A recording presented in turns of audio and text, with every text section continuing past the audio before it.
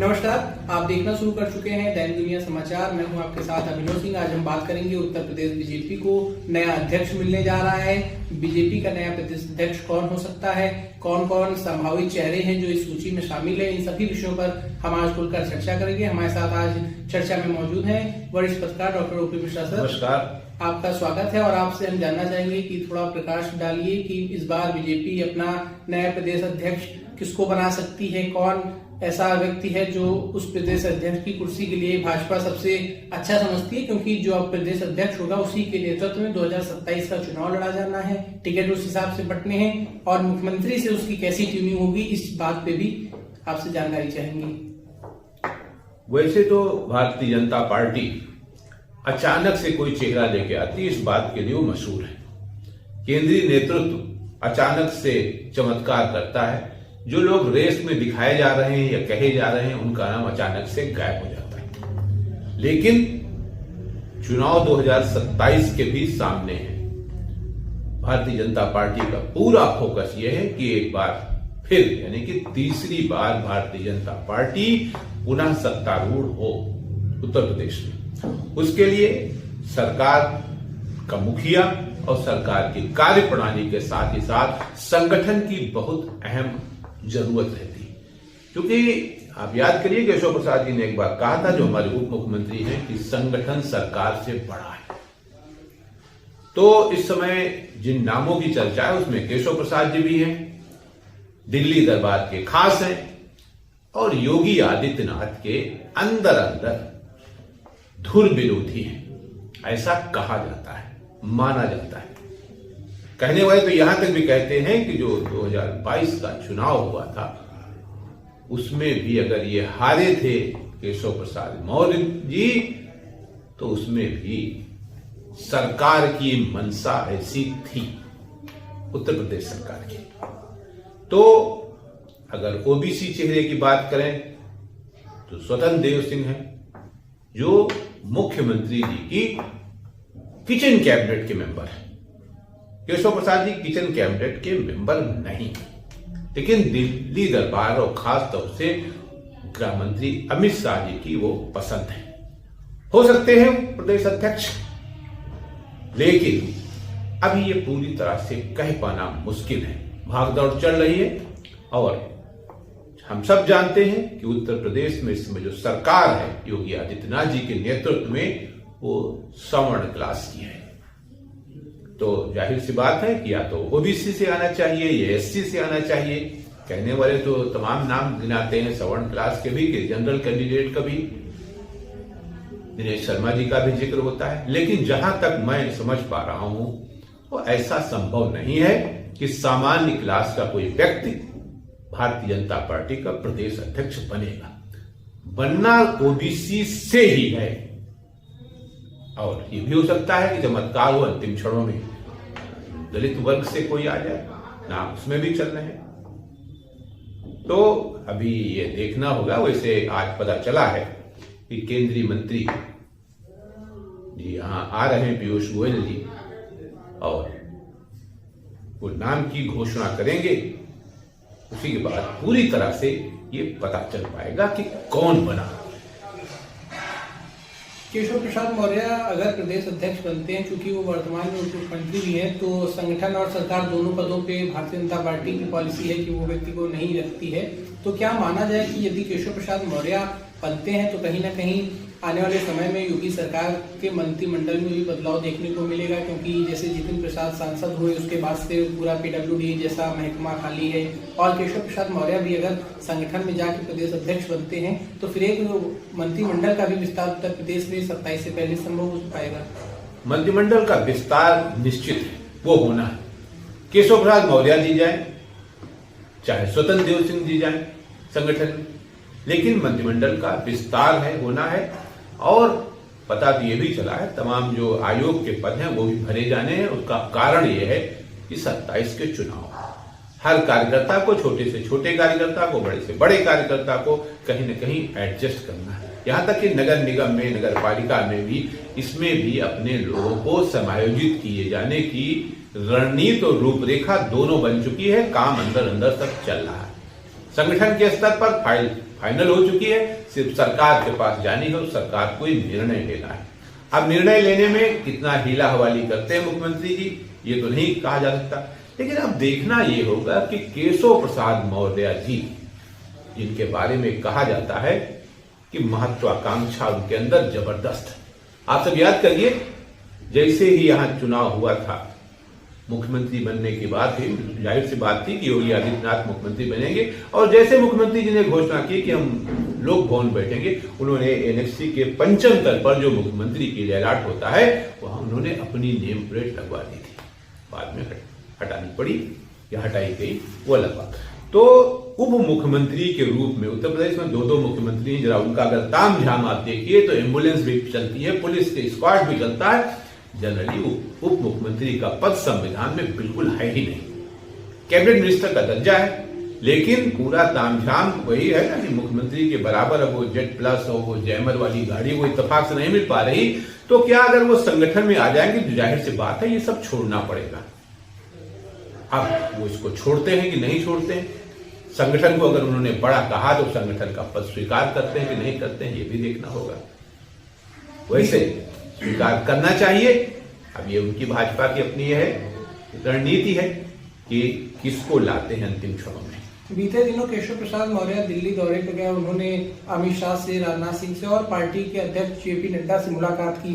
PGI में कार्यक्रम आयोजित हुआ लखनऊ में, वहां पे सूचना विभाग की ओर से होर्डिंग लग गई, केशव प्रसाद मौर्य मुख्यमंत्री उत्तर प्रदेश। इस तरह से तमाम चीजें देखने को मिली पिछले कुछ समय में, और राजनीति में कुछ भी यूं ही नहीं होता। इस तरह से जब केशव प्रसाद मौर्य लोगों से मुलाकात करते हैं तो कहीं ना कहीं इन अटकलों पे और जोर दिया जाता है कि केशव प्रसाद मौर्य को एक बड़ी जिम्मेदारी देनी है। 27 में यदि प्रदेश अध्यक्ष केशव प्रसाद मौर्य ही रहेंगे तो निश्चित रूप से टिकट बंटवारे में योगी आदित्यनाथ और केशव प्रसाद मौर्य के बीच कहीं ना कहीं कोई ना कोई कह सकते हैं खटास भी देखने को मिलेगी। अब ये तय दिल्ली को करना होगा कि वो योगी जी के पसंद का आदमी चाहती है या उनके खिलाफ का, क्योंकि 27 में चुनाव है, सरकार और संगठन में जो सामंजस्य है वो बना होना चाहिए, तभी ये उनके चुनाव के लिए प्रॉफिट होगा। और अखिलेश यादव लगातार जो पीडीए का मुद्दा उठा रहे हैं उसकी भी तो कार्ड बीजेपी को अपने प्रदेश अध्यक्ष के रूप में देनी होगी। तो क्या एक बार दलित चेहरे पे भी भारतीय जनता पार्टी किसी दांव लगा सकती है, क्योंकि दलितों का उत्पीड़न एक बड़ा मुद्दा समाजवादी पार्टी बनाती है। बाबा साहब, संविधान, इस तरह से लगातार चर्चा होती है कि बीजेपी इन सभी के खिलाफ है। तो क्या दलित चेहरा भी हो सकता है या फिर केशव प्रसाद मौर्य का ज्यादा इस बार बोलबाला लग रहा है प्रदेश अध्यक्ष के लिए? वैसे इस समय जो रनर है ना, वो सबसे आगे केशव प्रसाद मौर्य जी है, इसमें कोई दो राय नहीं। वो इससे पहले भी प्रदेश अध्यक्ष रह चुके हैं, तो उनके चांसेस सबसे ज्यादा वही चर्चा में है। जो उनकी कार्यशैली वो भी बिल्कुल उसी तरह की है। अगर उसमें आप ले लीजिए प्रशासन में तो एज ए चीफ मिनिस्टर वो बिहेव करते हैं, संगठन में संगठन प्रमुख के रूप में वो कार्य करते हैं, ये उनकी अपनी कार्यशैली है। तो इस लिहाज से ये माना जा रहा है कि पिछड़ा और सामान्य का मुख्यमंत्री हो गया, पिछड़े वर्ग का संगठन का प्रमुख हो जाएगा, तो काफी अच्छा बैठ जाएगा कि जो अखिलेश यादव जी का जो पीडीए है वो भारतीय जनता पार्टी माने या न माने, लेकिन उनको नुकसान कर रहा है अंदर खाने।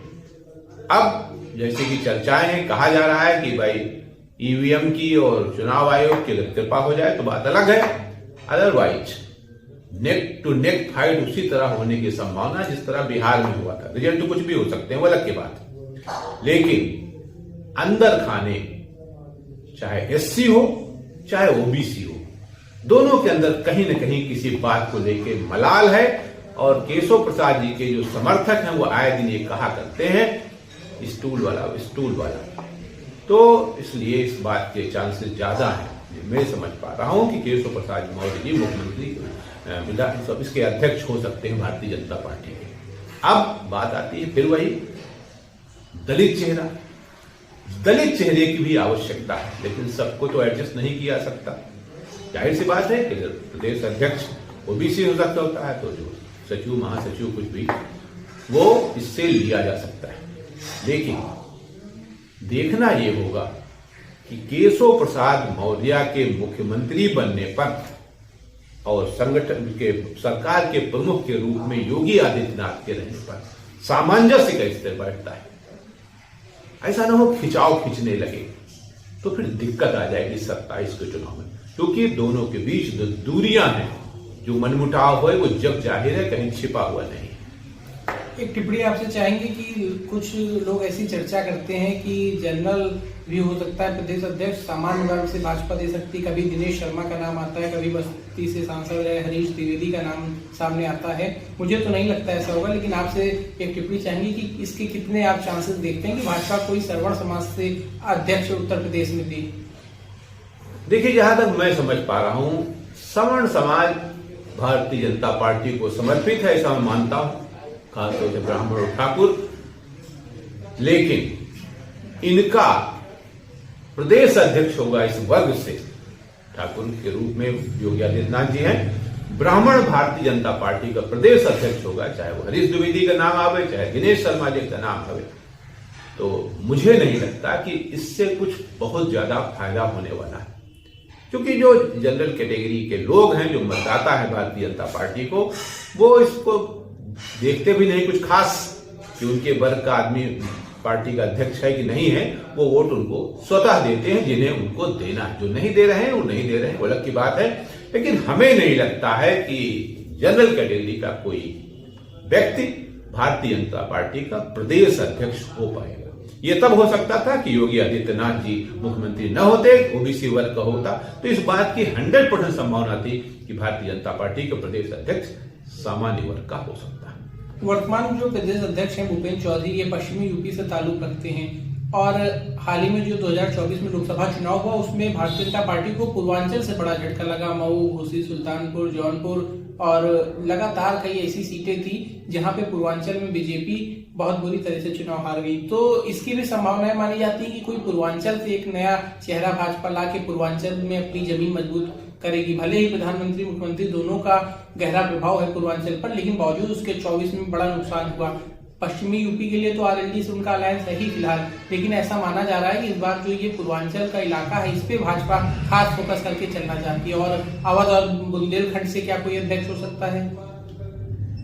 पूर्वांचल वाली बात काफी हद तक समझ में आती है, क्योंकि चुनाव तो प्रधानमंत्री जी का भी डगमगाया था, जबकि वो प्रधानमंत्री सिटिंग प्रधानमंत्री थे। इसका मतलब था कि लोगों में यानी कि मतदाताओं में किसी न किसी बात को लेकर आक्रोश था। वो आक्रोश किस बात का था, इसका पता तो भारतीय जनता पार्टी या उनका संगठन या संघ के लोग पता कर सकते हैं या पता कर लिया होगा। तो हो ये भी सकता है कि पूर्वांचल का कोई व्यक्ति, चाहे वो एससी का भी हो सकता है, ओबीसी का भी हो सकता है, वो प्रदेश अध्यक्ष बन जाए। तो देखने वाली बात रहेगी कि उत्तर प्रदेश में भारतीय जनता पार्टी किसको अपना नया प्रदेश अध्यक्ष बनाती है। केंद्रीय वाणिज्य मंत्री पीयूष गोयल अगले 24 घंटे में राजधानी लखनऊ में आ सकते हैं और ऐसा मानना जा रहा है कि अगले 48 घंटों में उत्तर प्रदेश बीजेपी को एक नया अध्यक्ष मिलने जा रहा है।